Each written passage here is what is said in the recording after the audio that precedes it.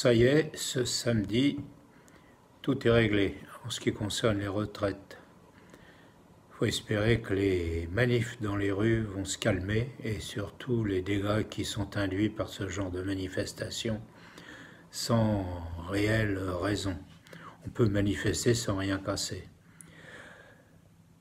Pour ce qui est de l'Ukraine, hélas, ça continue. Les massacres continuent.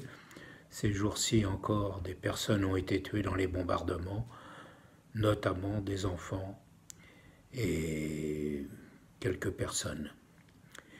Mais hier, j'assistais à la vision d'un document fait par un drone, et c'est un vrai champ de ruines, cette Ukraine, notamment du côté de Bakhmout. Un champ de ruines où il n'y a plus que des squelettes d'immeubles. Fait penser à Berlin en 1945. Pas une rue qui ne soit pas atteinte. Et les Russes continuent à faire leurs exactions, des méfaits à tous les endroits où ils peuvent le faire. Il y a 48 heures, même 72 heures, des soldats qui avaient été prisonniers, des soldats ukrainiens qui avaient été prisonniers des Russes ont été non seulement égorgés, mais ont eu la tête tranchée face à une caméra ou à un smartphone quelconque, puis diffusée. Autant dire que c'est plus une guerre, c'est un massacre, c'est l'abjection à 100%. Ces soldats russes ne valent pas un clou, n'ont aucun sens du devoir, aucun sens du devoir de bien traiter les prisonniers. Ce sont des sauvages venus des steppes de Sibérie, des vrais sauvages. Ça ne m'étonne pas que les Allemands, quand ils ont été refoulés en Allemagne, aient pris peur. Ça ne m'étonne pas non plus que, en 1945, dans les derniers mois, on a compté 2 millions de femmes violées en Allemagne. Triste bilan. Des sauvages chez Russes, des sauvages chez Ruskov. Dieu merci, ils ne sont pas tous comme ça, c'est vrai.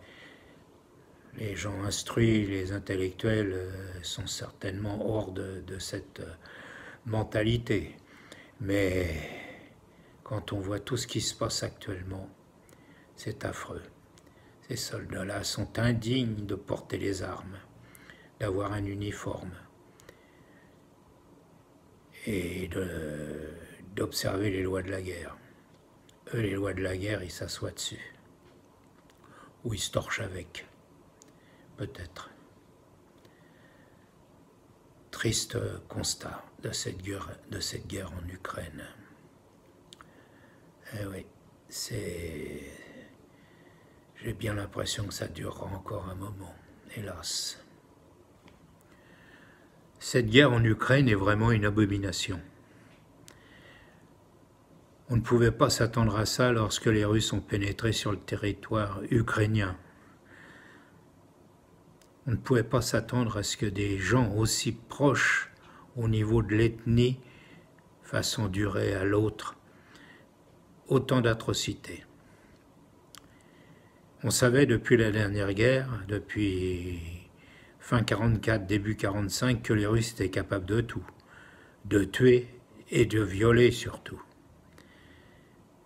C'est affreux, affreux de voir ce pays, l'Ukraine, envahi par une horde de fous, de salopards avinés, avec de la vodka. Eh oui, c'est affreux, affreux.